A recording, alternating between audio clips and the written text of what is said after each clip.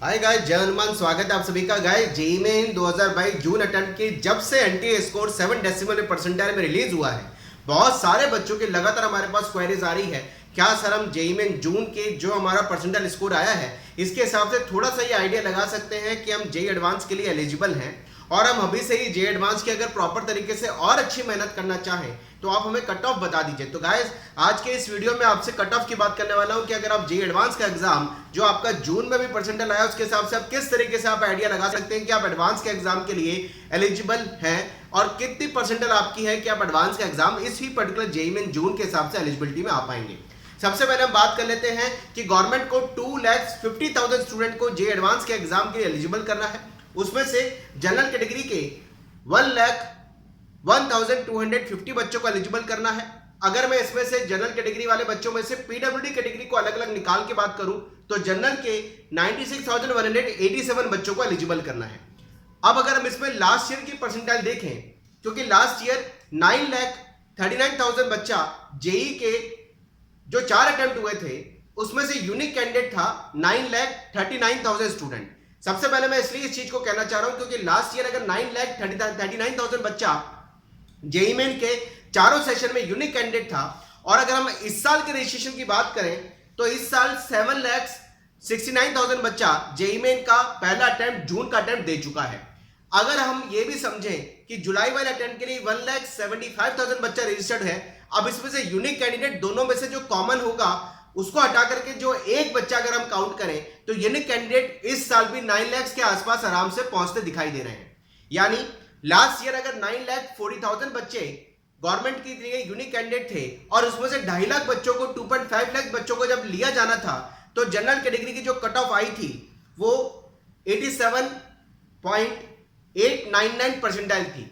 यानी इस साल भी अगर 9,40,000 बच्चे एग्जाम के लिए एंटाइटल हो रहे हैं टेंटेटिवली, जो यूनिक कैंडिडेट की तरह होंगे जो एग्जाम देंगे, हम इसको ऐसे भी समझ सकते हैं, तो इस साल की कट ऑफ में भी ज्यादा फर्क नहीं आएगा, क्योंकि उतने ही बच्चे गवर्नमेंट को इस साल भी जनरल कैटेगरी से ही क्वालिफाई करने हैं और सारी दूसरी कैटेगरी से भी उतने ही बच्चे क्वालिफाइड करने हैं जो कि उनके इंफॉर्मेशन बुलेटिन में रिलीज कर चुके हैं। यानी अगर जिस बच्चे का जनरल कैटेगरी की मैं बात करूं उसका 88 या 89 परसेंटाइल अभी आया है, वो जेईई एडवांस के लिए एंटाइटल कैटेगरी वाइज भी जनरल कैटेगरी में होगा। दूसरी बात कर लेते हैं ईडब्ल्यूएस कैटेगरी।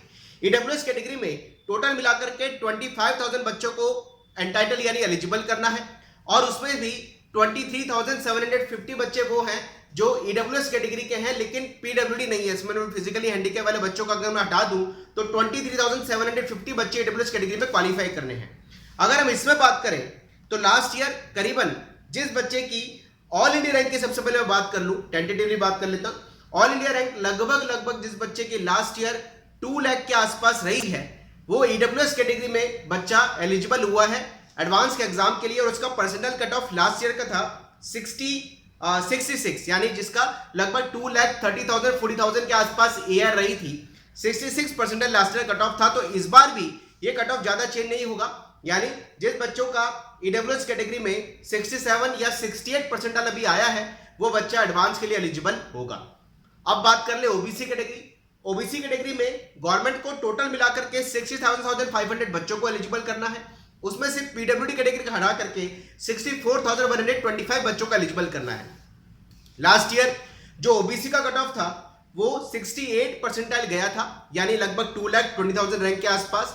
अगर हम इस बार की कैलकुलेशन भी देखें, इस बार भी चेंजेस नहीं आएगा। इस बार भी जिस बच्चे का 69 या 70 परसेंटाइल है वो बच्चा एडवांस के लिए ओबीसी कैटेगरी वाला बच्चा एलिजिबल होगा।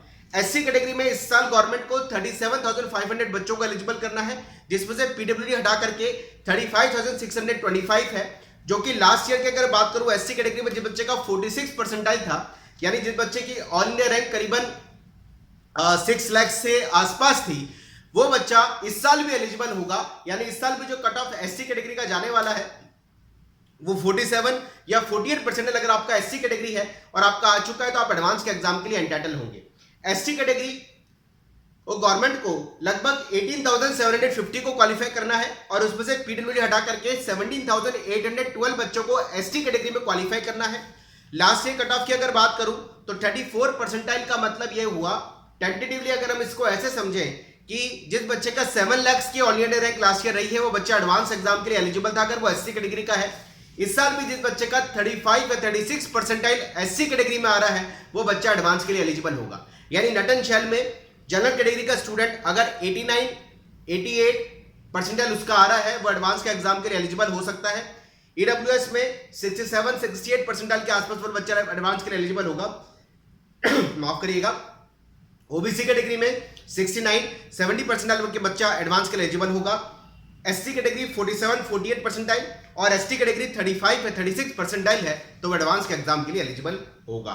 तो इस तरह की परसेंटाइल अगर आपकी आ रही है तो आप एडवांस के एग्जाम की तैयारी शुरू कर सकते हैं। लेकिन इंपॉर्टेंट बात, आप जेईई के एग्जाम की प्रिपरेशन को पूरे तरीके से कैरी ऑन करिए, क्योंकि जो परसेंटाइल कट ऑफ मैंने बताई है इस परसेंटाइल कट ऑफ पर एनआईटी मिलने के चांसेस किसी भी कैटेगरी की अगर बात करूं तो बहुत रेयर है। इसलिए जेईई मेन की तैयारी तो बच्चों को करनी है, लेकिन एक कट ऑफ जो एक थोड़ा सा एक टेंटेटिव मुझे आइडिया देना था एडवांस एग्जाम के लिए, वो आपकी एलिजिबिलिटी यहां तक पूरी हो सकती है। विश ऑल द बेस्ट, मेहनत करते रहे। कमेंट बॉक्स में लिखिए आपकी कितनी परसेंटाइल आई है। मैं बहुत सारे वीडियो आपके एनआईटी ट्रिपल आईटी कौन कौन से आपको मिलने वाले हैं उस पर लेके आने वाला हूं। जय Hanuman, bye bye, thank you very much.